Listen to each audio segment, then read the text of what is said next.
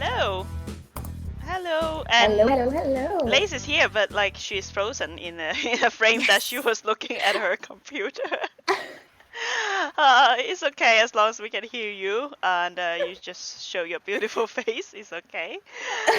And yeah, so we are in the meet of the day, the meet of the week. We meet Pi. So later, like in around 15 minutes, we will have interview with Ian Ozsvald.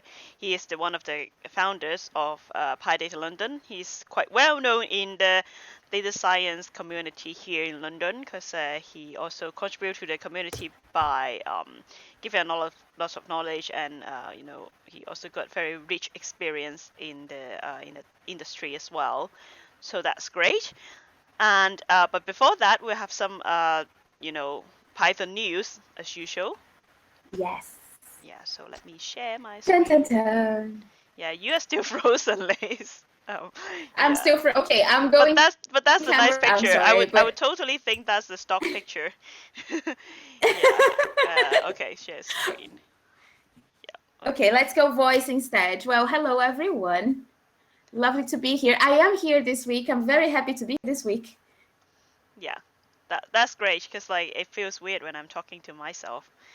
And perfect. We got it. Wonderful. Yeah. So that is the first item of our PyChat today. So I found out that this lovely gentleman, Jake van der Plas, wrote this Python data science book and just put it online for free for everyone to use it. So if you would like to have a look at some data science practicals, it basically covers like introduction to NumPy and a little bit of matplotlib and some scikit-learn. Just grab that link and go online and have a look at the book because it's actually quite good. Yeah. By the way, all the links will be later available in the video's description. So you can, either come back to Twitch to grab I'm not getting Chuck's voice. Oh, you're not getting my voice. Weird. Oh, yeah. No, I can't. Oh, perfect. So yeah, I can hear your voice through Twitch. Right. Yes, I am on Twitch, but I cannot hear it through. The conferencing app is not working, is it? Okay, I think what I could do, I would just go through all the links, and then if it's your link that you put there, you just I would just let you drive, and otherwise we'll fix it after the interview. It's fine. And okay, the next link would be this one. This one is yours, Lace. Yes. So perfect. So yeah, it's a Flaskon. I'm starting to take care of the organization of Flaskon. Yes, exactly. Yep. Now we're having a little bit of a delay on the side because the conferencing app is not working. The sound, so, I can't. Yeah. I can't quite figure out how the sound is working. But let's just talk about Flaskon for a second. Yeah. So Flaskon is this conference. We decided to launch this online conference, basically focused exclusively on Flask. It's a PyMug, so Mauritius Islands initiative, and we're working in collaboration with PyChina, PyNigeria. Just 1 second. Yeah, so we are trying to, because the conferencing app is not working, so I try to bring Lace's voice through Discord, so I hope it works. But if it doesn't, then we just gotta see what we gotta do after the interview. Yeah. Right, so yeah, so it's the Flaskon that I know that Lace is organizing the Flaskon. And it's actually great. You can see the organizers are from everywhere. You got Python Nigeria, Python China, and Py Amsterdam, and Python Island, of course, and Moscow. Yes. Python. That's great. Okay, Lace is here, right? Yes, I am here. Perfect. So I'm joining through Discord this time. Okay. Yes, perfect. I love how this works. It's amazing. Yeah. So Flaskon. So we're from all over the world. We're all together trying to make this work. And well, we need your help. We would love to have you guys volunteering and submitting your talks and submitting whichever project you have using Flask. The call for proposals is open now, and the conference is going to happen in next month, so 4th and 5th of July. And yeah, so please do submit your talks. It's going to be so much fun to host that online. I can barely wait. Yeah, that's great. And the next thing I think is quite important is again another message from Naomi, but this time because I think last time we talked about she is gonna step down as the chair, and because we need actually more diverse PSF board members. So the reason she talk about like we need more diverse voters, which I totally agree. So I think it's really good if you're a viewer and if you haven't become a voting member of the PSF, it's time to do so because we'll have the board election very soon. And well, you can become a member, a basic member for free, but to become a voting member, you have to the easiest way, and if you have money to spare, if you're like getting a decent job using Python, then you could pay for the membership, become a supporting member. Or if you're like like Lace, who spent a lot of time in volunteering for Python, you like it's not asking for more. It's like 5 hours a month. So if you organize a conference, definitely for sure. If you organize a regular meetup, definitely. If you volunteers for a lot of conference, yeah, for sure. Or you do something like what I am doing on Sunday, giving streaming, doing some free tutorials for Python. Also, you are eligible. So go to the PSF website and to do it. Also, Naomi got some plans to translate, those information in different languages as well. So you can see Ooh. that we really, really want to have a more diverse voters. So if you haven't done it, do it. If you know anybody who hasn't done it, please tell them. Especially if you know some communities that you know that they are not the majority group in Python. That's we need you. So yeah. So have you done that, Lace, to become the I yeah? A PSF member? No, fellow. No, I haven't. I didn't know actually that the only thing you need to have is you need to donate. Let's say is 5 hours a month. Like I do believe I donate more than 5 hours a month to Yeah, the Python community. So yes, I might take that one on board as well. Thank you. yeah, because the sad truth is I haven't done it as well. I am the basic member. I've done that like years ago, but I haven't because now obviously I've contributed much more. So maybe we should do it together one day. You just need to fill Absolutely. in the form or something. It's not that difficult, and because we want diversity, we also maybe you can help to translate it in Portuguese, maybe. Yes, Yeah. So that would be awesome. Yes. yeah, so that's that. And so this is another thing. We have, the pip resolver. So for those who don't know what is a pip resolver, it's actually a because like sometimes you have dependency conflicts, right? Well, I don't came across that much luckily because like there are other tools to help you like pipenv and all this, but if we have an official one in pip that help you to solve the dependency conflict, that would be great. And this is a project that is going on. It's the dependency resolver, and now it's in alpha, and they need people to help test it out and give comments. So yeah, so the thing, if you're interested, the thing you need to do is to get in touch with them. So or you can find them on Twitter. So this is a project done by Bernard and Nicole. So Bernard's Twitter is here. I'm highlighting it. It may be too small for you, but I will put the link of this post in the description, so you can go there and you can either email them or find them on Twitter. So yeah, Yes, this seems like a really cool project to collaborate on. yeah. So if especially if you're library or package maintainer, that's gonna save your life someday. So please get involved. True. Invest on saving your life later on. Absolutely. Yeah. And there's another thing by Steve. We know that if you're a long-time viewer, you know him. We have interviewed him before. So he created this package that is a PyMS build. So this one is, if you know MS Build, if you're a Windows user or a developer for Windows apps, then you know that MS Build is building, an exe files in Windows.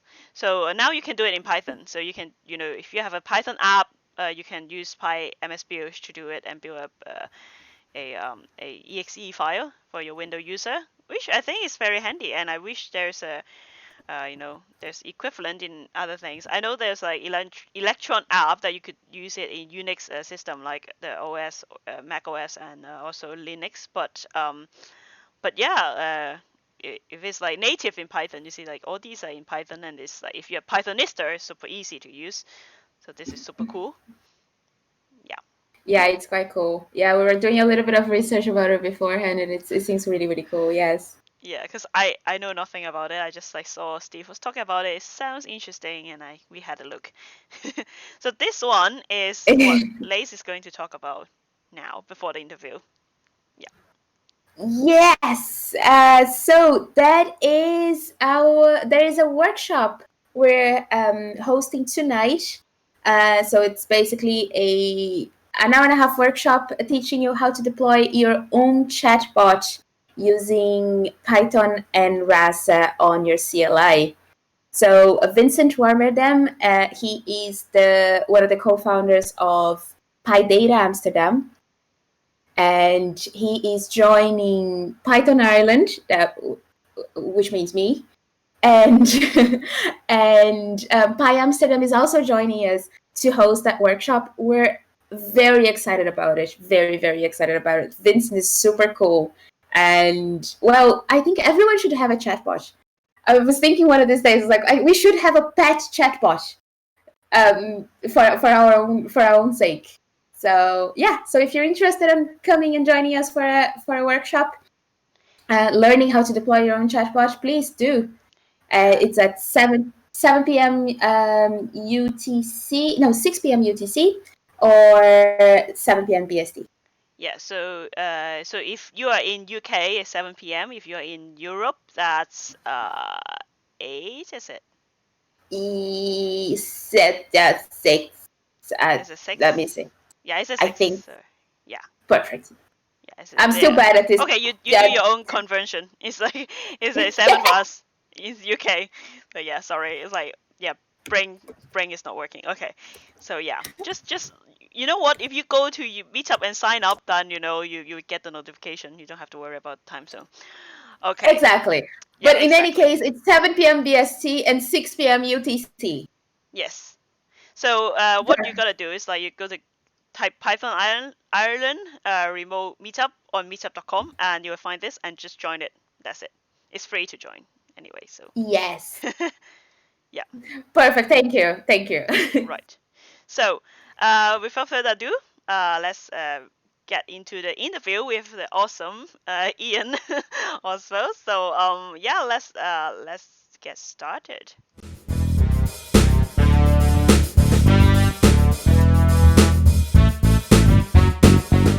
Hello. So thank you so much, Ian, for coming to my interview. Happy to be here. Yeah. So Ian is, the founder of PyData London and co-founder. Yes, one of the founders, and also I know him because I've been to the meetup. It's an amazing meetup. It's like really big in London, and so I would just let Ian, you introduce yourself, tell us a little bit about you and why you started Python. Sure. Okay. So thank you, Cherry, for having me on here. I'm just going to say, first of all, I'm trying to focus my head on not looking at me and you on the screen, but looking at the webcam. And so I've read that we can write Post-it notes to ourselves telling us where to put our gaze. So I'm practicing this new technique. So I will attempt to look here. So my name is Ian Ozsvald. It's really weird talking to the webcam and not the screen. So how much of a background do you want? I guess I can just tell you that I've been doing data science for nearly 20 years. I started in C++, and I guess we might talk about that in a moment, out out of university, mostly in the UK, down in Brighton originally, and then moved up to London. And I've been using Python, I think, since pretty much the year 2000, plus or minus a year. So almost 2 decades now, which it turns out is quite a long time. When you look back on it, it passes very quickly. So how was it back then? Like, I guess, like, if you said it's like so such a long period of time, I think what version of Python that was, and how was it? Is it a popular thing? So, I actually don't know. I think it was a version of Python 2, a very early version. So if I set the scene, so back then I graduated from my master's degree at Sussex University down in Brighton. That was 1999. I joined an AI startup called Maza. It's a French company, Mathématiques Appliquées, and we were part of the UK arm of this French company. And we worked all in C++, and I had a glorious Pentium computer with probably at least 32 megabytes of RAM, possibly more, running some version of Windows and Visual Studio. And then it was all in C++. We did all of our AI work, particularly traveling salesman processing type problems. So routing logistics, which is very CPU intensive, all in C++. And one day, one of my French colleagues sent over a project and said, "Hey, look, we're doing some HTML parsing, actually SAX parsing, and it's in Python. So we need you to support this bit of code, extend it."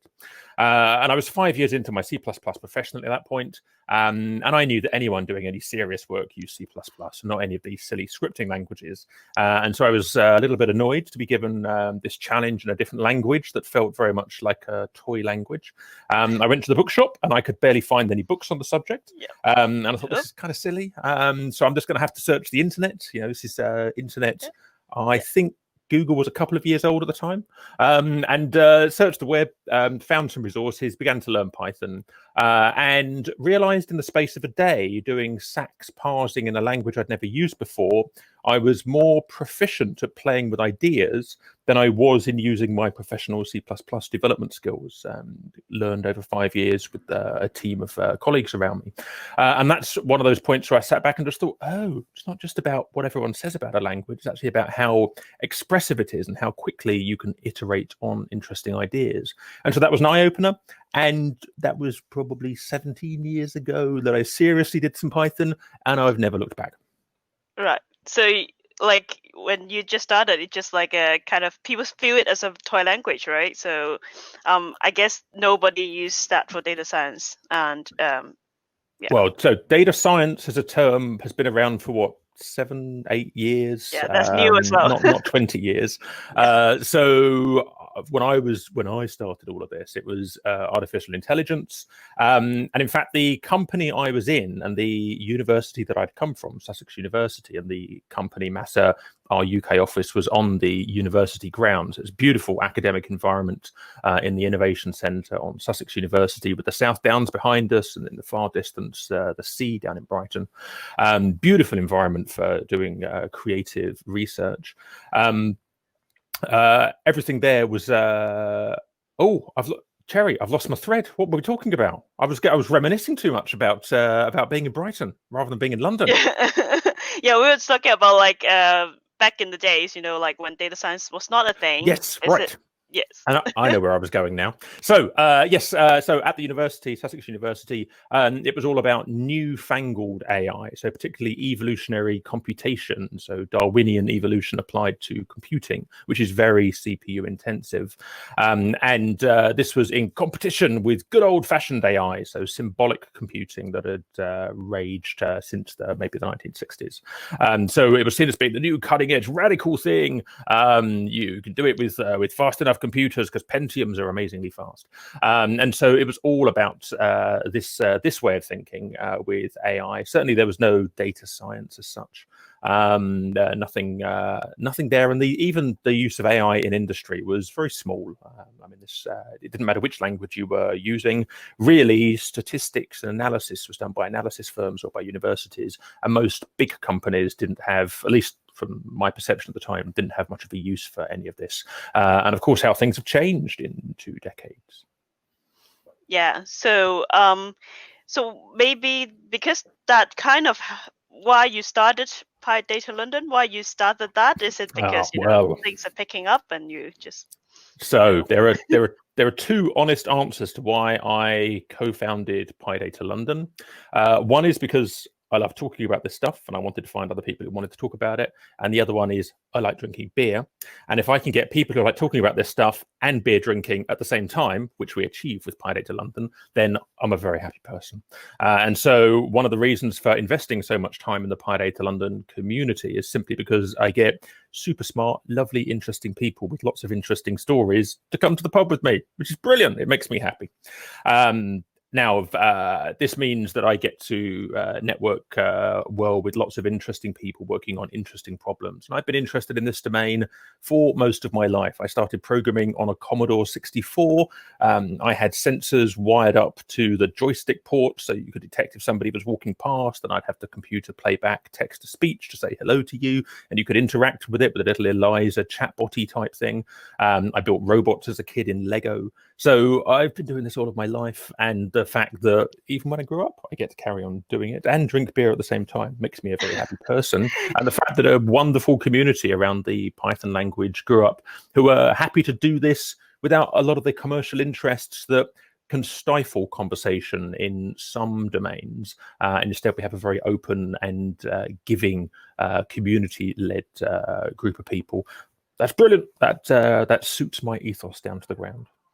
Do you still remember the first meetup? Like, how was it and where was it?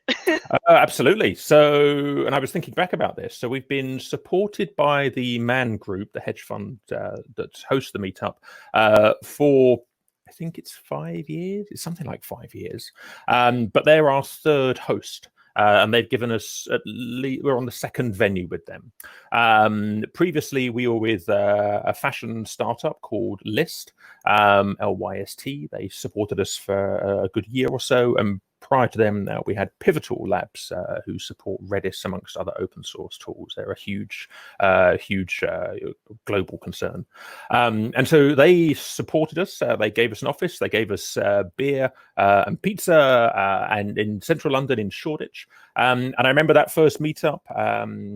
In fact, my organizational skills were perhaps not as refined as they became later on. And our opening speaker wasn't able to attend the event. And we only discovered that with 30 minutes notice. So we had sold this idea of this lovely talk and then a great community and beer and pizza. And then I knew that our main speaker wasn't coming. So I started emailing everyone in something that has become a very quick to react manner that we've employed a couple of times, saying, hey, who else can do a talk? We want some 5-minute talks. We're going to call them lightning talks. Let's just have a bunch of lightning talks. And so our first meetup had 6 or 7 lightning talks from people who were at the time on the train or on the London Underground coming in for the meetup. They had their laptops, they had some slides, or they had a thing to demo, so they demoed it. It was brilliant. We had, I guess, 30 people in the room. So it was a lovely, relaxed event that helped set the nice, relaxed ethos for the meetup, of course, which we've continued over the 7 years that we've been growing the community. And now we have 200 plus people every month with the Man Group. But we still have the wine and the beer and the gluten-free food and the pizza and the soft drinks. And then we go to the pub afterwards. And we still have great conversation. And it's all still pretty chilled. So I'm really happy with that. I want to add at this point that, it's like 200 people who can go to the meetup. So they have a lucky draw that you have to fight to get a seat to enter the meetup. Yes. So we got to the point where we would have 500 people trying to attend every month. And then, in fact, some complaints that we as volunteered organizers with volunteered speakers working on behalf of the community unpaid weren't doing enough for the community, and we should do more to make an even bigger venue so that more people could attend. And there was a certain point where certainly I sat back and spoke to my co-organizer and said, hang on a minute, 200 plus people every month with a couple of days of organization every month on behalf of the community for over half a decade at that point. That's kind of enough. We should just maintain this. We should not get too worried about the fact that more people want more. We can support other meetups. We can advertise them. We can find them venues, but we don't need to keep scaling this one anymore. We're happy with the size of this. 200 people every month is more than enough. So yes, it's grown up there. We've realized that that's a nice number for us. It works very well. But thinking back to those first couple of meetups, I do love the fact that we still have the same relaxed nature of the night, and it's always been just that nice, professional, smart people. They respect the code of conduct. They're happy to chat. They're happy to be open about what they're doing. They share openly. And so we have a great community. So accepting the pandemic, and we all can't meet up at the moment, as and when we're past the pandemic, I hope to see more people, more fresh faces arriving at our community again as things pick up later in the year, I guess. And then we continue to grow the community. Yeah, and also every year there's a conference. So if people want a big thing, they could go to the conference. Absolutely. So we would have been having our PyData London 2020 conference, the 7th annual conference. That would have been happening right now, I think this weekend or last weekend. Obviously, that's cancelled due to coronavirus. So there is talk of a possible virtual conference later in the year. That's still being discussed. A lot of the other PyData conferences that would have been running around the summer have cancelled as well. So there's obviously a lot of uncertainty as to even can we run a physical or a virtual conference later in the year. And there is just possibly going to be a PyData global event, which will supersede all of these and then look to be globally inclusive, running at the same time, which will be a really interesting event. There's no confirmation of details there, so keep your ears open for that one. Yeah, just pay attention to all the Twitter or the tweets from the official channels. Absolutely. Yes. So let's talk a little bit about like Python for data science. Do you think it's a good tool for that? And because you said that after you've tried it, there's no turning back. And so any advantage that you can think of, or any limitation that you think that? Are there any advantages to using Python for data science? Well, with 11,000 members in our PyData London community, and Python being the third most popular language on the planet, where one of its heaviest uses is for data science, I think a lot of people find a lot of advantages with Python for data science. Certainly, I don't get involved in the language wars. I don't care about language wars. I care about working on interesting problems and solving them. And I found a happy, good way to do that with Python. The language is not perfect. It does have its warts. It's got origins in teaching, so it's over 20 years old. It wasn't designed as a data science language. It was designed as an easy-to-learn language. And that's one of its strengths. It means that anyone, particularly non-programmers, can pick it up very quickly. And that's brilliant. All of a sudden, people who can't program but have got an idea, they've got some data, they've got an itch to scratch, they can search for all of the free tutorials that are available online, or go to a competition website like Kaggle where they want to do some machine learning. They don't really know how to, and there's lots of tutorials there. They can use Python, they can get going. But then when you've got something that's worth deploying, you've got a bit of an issue with some programming languages. They're not designed for production use, whereas Python has been adopted for production use for websites, backend services, databases, scaling large clusters, all of that jazz. So it just works there as well. And so that's another one of the strengths of Python. You can go from initial idea through to deployment with this system, and it just works. So one language, one thing to keep in your head, one set of interfaces, one set of documentation, third most popular language on the planet. So there's lots of developers out there who understand how to use it. Lots of managers who have done some Python, so I've got a good conceptual model of what the language offers us. So it's very good from getting started and getting through to deployment. There's a common misconception that it's slow.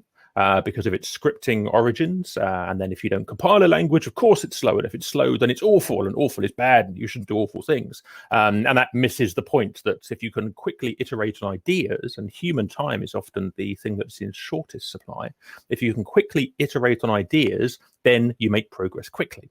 And that's my reason for sticking with Python, is that in a space of a line or two, I can iterate on an idea rather than writing 10 or 20 lines of C code or Java code and then waiting for it to compile before I can find out if my idea works. And so I found that speed of iteration to be the key.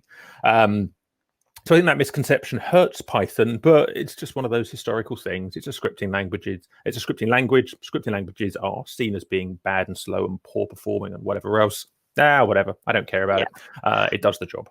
Yeah, I think people who comment that like Python is not fast enough is like they don't totally understand Python, because like in the community we have a lot of different tools to speed up Python, like maybe a JIT compiler or like pre-compiling. There's a lot of different tools to help boost Python performance. Absolutely. And of course, tools like Pandas build on top of NumPy and NumPy, the numeric Python tool, builds on top of Fortran and C code behind the scenes. So actually, you've got a thin wrapper, which is a convenience wrapper, around very highly performant Fortran code, which has been developed over several decades. So it's already fast, and it's as fast as it's going to be. You just happen to have a convenience wrapper on top. And then we have scikit-learn, that sits on top of NumPy. And so we get great great machine learning libraries, which are often compiled to machine code in the background with a language like Python, which is used in scikit-learn. So everything works fast. The underlying data storage is fast. Everything is fast. But still, we get this slow moniker attached to Python, which I just don't worry about it. Yeah. So talking about like all these different stuff. So I know that you start, you help a lot of companies to start the data science team. Because I remember like when I met you, you were like helping this, insurance company to start the team. So so any advice for like companies that, they do you think that the companies are ready for data science? And if some companies, they want to have a team, what challenge would they face? Right. So, yes, I've helped a lot of companies with the growth of their data science teams. There's a lot of companies experimenting with data science. There's a lot of companies that are very good at it. Some companies have got numeric modeling built into their culture. If you think about hedge funds and sport betting firms, they depend upon getting their multiplications right and their data stored correctly to make money. It's super simple. It's bread and butter to them. And so they tend to have a mature way of looking at data science in general. And that's not just having a whizzy programming language or having a clever bit of machine learning, but also having a bunch of business processes, data storage systems, verification systems, and ways of talking about problems and solutions so that the whole company is thinking about the data and the processing of the data, regardless of language or technique that's used. Lots of companies that have jumped on the data science bandwagon, however, are companies that don't have a mature data processing framework in place. So maybe they use a bit of Excel, maybe they use a bit of business intelligence tooling like Power BI to develop some dashboards, but they don't do anything with the data. They don't collect the right data. They don't ask good questions. And even if they got good answers, they couldn't do much with it. And then they say, right, now we're going to ship in some data scientists. They're going to do some machine learning. They're going to find a magical 30% uplift in our revenue, and it's going to be unicorns and cake for everybody. And of course it isn't, because it turns out no one can ask the right questions. They're not storing the right data. When we identify that they're storing the wrong data, they've got no way of changing their business process to collect the right data. It might take years to get the necessary data to do any machine learning off of it. And then no one understands how to interpret the stories that are coming out. When you start talking about accuracy and precision and recall and other nice, accurate, good statistical measures of process in a system, all of a sudden the rest of the company's like, well, I don't really care about this. I just care about, are we shipping more goods to customers or not? Yes or no, make it simple. And so a lot of companies, I think, are not in a mature place to use data science effectively. And there's a notion of a data science maturity model where you can use machine learning and predict, well, if you're at the top of this model, some kind of pyramid. But if you go all the way to the bottom, you need like a storage system. So data engineers are always incredibly popular because they can move bytes from one system to another system and keep those bytes tracked and correct. And then you can start to do things on top, like some reporting and drawing graphs and maybe some statistics, some descriptive statistics. And then maybe you can start to look forward and do some predictive statistics, and then you can start to change the company. And so I think most companies would benefit, certainly a lot of companies thinking of data science would benefit from asking themselves, do we make data-driven decisions already? Is it in the culture of the company? Is it okay to point out that our data collection sucks? Because normally it sucks. If no one looks at the data collection strategy and does anything with it, it turns out the data's awful. It lies, it has duplicates, it has mistakes, it's been defined in different ways, changing every year, and no one documented it. So the underlying data that's been typed up somewhere, or horror of horrors, the PDF documents that were scanned in and put into some document management system and then forgotten about, and people assume the data is there, it's all just not there. It's crap. And if you've got crap, you can't take crap and turn it into gold. You need to have good quality information if you want to get gold out the other side. So you need to have a mature environment where you can say, look, do we have the right data? Do we ask the right questions? Are we allowed to challenge our colleagues in a positive way to say, look, we don't think you're doing the right thing given the data that we've collected, but maybe we're asking the wrong question. Maybe we have the wrong data. Maybe your process is wrong. Let's have a chat about it. Let's be mature and be adults about this. And if we can do all of that, Then we can start to use dashboards and drive business change. Then we can start to describe the world. And then maybe we can start to predict the future and then do more with it than that. But I think a lot of companies, they try to get to the top straight away. And it turns out without the rest of that pyramid in place, they're kind of busted. It leads to bad expectations, tiers, teams walking out. And it's a very sad place to be when that happens. And I've helped some teams get through that. I've watched other teams collapse around that. It's a sad waste of talent from all aspects, and that's bad news. So yeah, I wish more companies started slower and were a bit more honest about where they were and what they could do with the data they've got and the data they might need, because then I think there will be less tiers in this process. Yeah, that's absolutely true. That I've been through some of these tiers as well, so I totally understand. Lots of people have. It's very common. It's something that we as a community don't talk about a lot, because the community is represented by magazines like Wired that say, hey, data science, predict the future, it's amazing. And then we ignore the fact that most companies aren't ready for it. And so we pretend that we're at fault. Probably we are not at fault. The organization is at fault. It was a good experiment, perhaps, but the company wasn't ready for it. But the company isn't mature enough to really talk about that in a sensible adult fashion. And we as a community are getting better at spotting this, but we still don't even see many conference talks on, hey, the failures I've had in my past and, what we can do about them. Because no one likes admitting we've had these failures, but they're endemic. Everyone has them. Yeah, that's true. So I know you have mentioned a lot of different libraries previously. Mm-hmm. So if you have to only pick 3, so what? Right. So I nearly had 9 answers for you. I've managed to cut it down to only 7. So the obvious answers would be pandas, matplotlib, and scikit-learn for doing data science, and they're bread and butter. But you'll find those everywhere. I've been looking recently for which new graphic framework should I be using, and Bokeh is discussed by a lot of people. I checked the download statistics on the Python package index PyPI download server, and Bokeh actually comes quite third, with Plotly coming a very strong second. Matplotlib is still 10 times more popular by downloads on PyPI, which is a biased statistic, but it's a reasonable measure, I think. So Plotly, I think, is a good shout for learning a new graphical plotting library. Personally, when I tackle new data sciencey projects, particularly, could we predict this thing? Can we see a relationship in this thing? Here's a bunch of data. There's a brilliant tool called Dabble by Andreas Mueller, DABL, and Dabble builds on scikit-learn. It's kind of an automatic scikit-learn system, an automated machine learning system, but it tries to transform your data and then visually describe it so you can see what the relationships are, and then it kicks out a pipeline that you can use, which is a scikit-learn pipeline. It's a younger project, but I've used it with success on a couple of projects and from some Kaggle competitions. So if you want quick insight, like in 3 lines, insight into your data set, Dabble, DABL, is worth searching for. And because I'm always all over my high performance in my code, the one thing that I always encourage people to do, and when I give public talks about this, I always encourage, is to profile the code to find out what's slow. Everyone has an idea as to what's slow, and then it turns out when you measure things, you realize, I thought that was slow, but actually that was slow.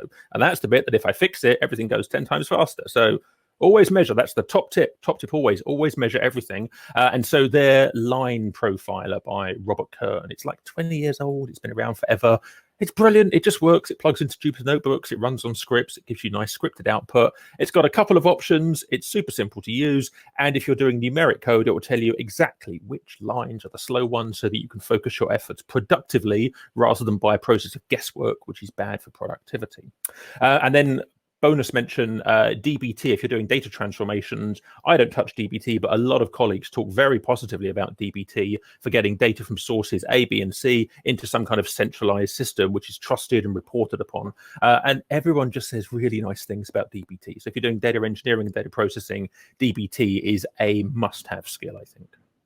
Yeah, that's great. You give like more recommendation than I asked for, which is good.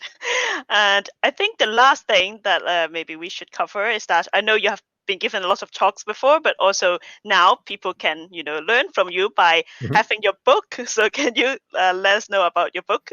Right, absolutely. So, I work in several different ways. I work with companies solving problems. That's brilliant, but it means that I solve one person's problem at a time. I give public talks, and they'll go onto my blog.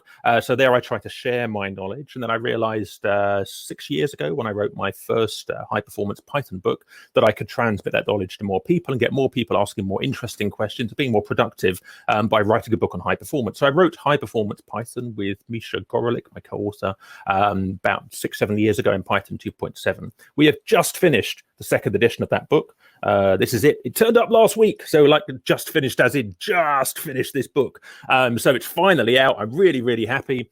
We thought we would spend 1 month last summer working on it, so 1 person month each. It took us only 9 person months each, working part-time with some full-time chunks in there. It turns out it's really quite involved, even just updating a book and then adding a bunch more material.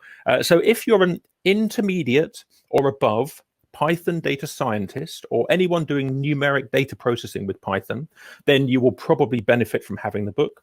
We cover using less RAM, compiling, of course, profiling to understand where your problems are, running multi-core, running on a cluster of multiple machines, asynchronous communication for web scraping and the like. Speeding up bits of scikit-learn, speeding up pandas. I wrote a whole new section on speeding up pandas. Bit of text processing.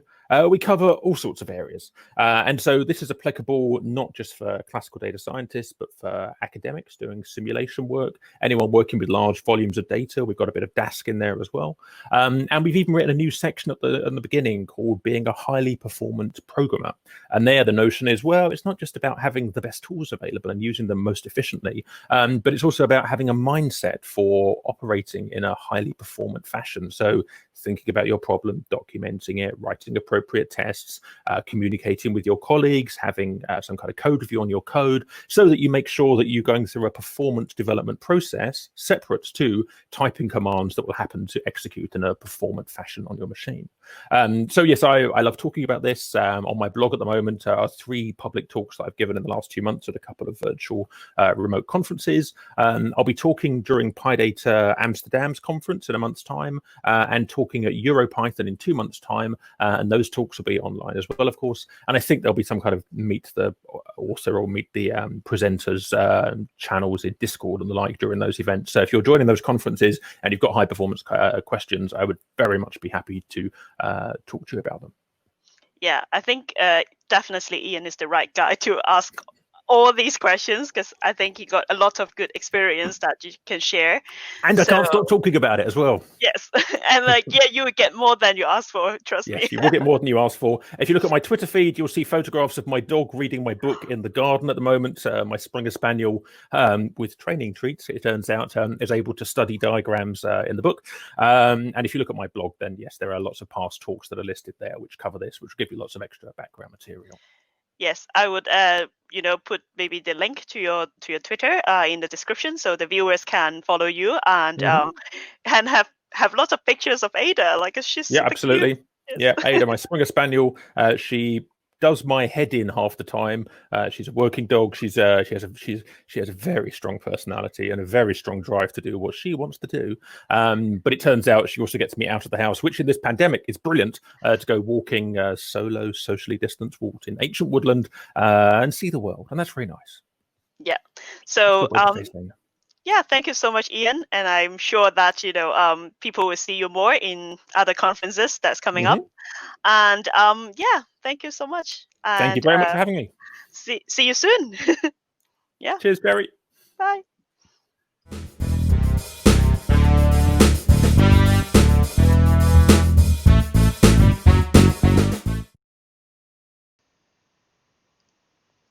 Hey, we are back. Lace, are you still here? Yes, I am here. Good, yes. Good. Okay. So we just got that was a great interview. I enjoyed talking with Ian, and that's really, really good. I hope you enjoyed it as well. And I think to wrap up, I just gotta share the screen of our last bit of actually. Oh, I haven't opened the last bit of it, so just bear with me. Give me a second, because there's 2 libraries that we want to talk about. and they're both great. And I think I would talk about the one that Lace proposed first. So Yeah, here you you want to go. do, okay. Yeah. Perfect. So we want to do, okay, perfect. So we want to do OCR first. Very well. Yeah, what's that about? Like PyTeaser That's funny. Yes. So Tesseract. So Tesseract OCR, it's a package that contains the OCR engine. So it's a computer, like it's basically the ability that a computer has to read text from whichever image that you present it to. So the way it does, so there is support for Unicode UTF-8 and can recognize more than 100 languages out of the box. So you don't need to train it for that library to understand. To understand different languages if those languages are included in that pack of 100 languages. The reason why I was having a look at this lovely library, it's because I have a friend that is working with computer vision, and we're trying to develop. It's another project, Chuck. It's another project. So we're trying to yes. So we're trying to develop we're using robots to. The initial idea was to use robots to do selection of recycling materials. So you basically get this OCR vision that would look at the content that is being shown in the bin, and then would select what goes where. But then we're thinking, well, if we can do this for bins, we can do this for anything. The only thing we need to find out is how to implement, how to build this node that would look at the images on the camera and be able to read everything there is on the labels, let's say. And the usability for this is the goal we're trying to accomplish with this is to use it on glasses for people with visual impairment. So people that can't see, then they would put those glasses with that camera, and the OCR, the software installed in the camera would be able to read everything that they're looking at, and would then tell them, like, output in their ear what it is that they're looking at, and they will be able to select whatever it is. The way this works, it seems like it runs on the back end of a cloud provider. So I was looking at Google Cloud Provider. And yeah, like what it does is basically connect read the text of any embedded image that you put into the class. So yeah, and it's a Python wrapper. Mm-hmm. I have no idea if I explained that. Did you understand what I said? Yeah, I understand. Because like this Google Tesseract is an OCR app and it's a Python wrapper. And it's a cool idea. I think it's good because I tried to do something similar to that before, but I try to do image recognition. So, but this is something that I can imagine could be useful as well when you try to recognize text in an image. So yeah, that's good. That's very good. And my library with this is one by Zach. So by the way, I kind of worked with Zach in a sprint before that. He got this.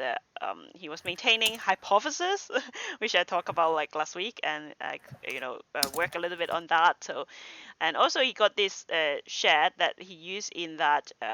So it's actually one like in the CI of the thing that I'm contributing to. And and this is super nice, and I try to use it in my work as well, because it's a black plus auto flake and plus all other things, but like it's already very powerful having black plus auto flake, because it's very good, because I work with a team of developers. Not all of them Pythonistas. Some of them mainly write in JavaScript, so having black and autoflake is just saved my life. And and also it's like you can put it in CI as well, which is good. I can like enforce it and ask everybody, please follow PyPI. You have to do flag gate. Don't ignore them. So Yes, which is which is good. Like I don't know whether it's like because I'm OCD or something that or is it because of my Python open source training? I don't know, that I'm really, I really want things to look nice and Pythonic. So yeah. No, you're that bad now. Like we coded, like you fixed my code already, and I don't think you're that bad. Like I've been shouted at because I forgot to put a doc string. So Yeah, there's also like I think the next step would be something to generate the docs directly. I think my friend writes something similar to that generate docs from tests. We can talk about that next week maybe, but yeah, I think that's kind of wrap up what we have for this week. And so thank you so much for watching. And before I let you go, I want to have a shameless plug about my new series that's going to be 5 p.m. UK time every Monday. It's going to be something about data science and Python. I am thinking about calling it Legend of Data because all my program is kind of like game name inspired. So I want to name it something that is similar to a game. So yeah, but I will announce it officially on my Twitter. So if you're interested, pay attention to Twitter. And yeah, so and join the meetup tonight at Python Island. please do. Yeah, it's gonna be a lot of fun, and Pi Amsterdam's gonna be there as well, so it's guaranteed fun. Yeah, so I would see you all very soon, and Lace as well. I will see you soon. Yes, absolutely. As always, was a pleasure. Lovely to see you. Lovely to talk to you, Chuck. And bye bye. Bye.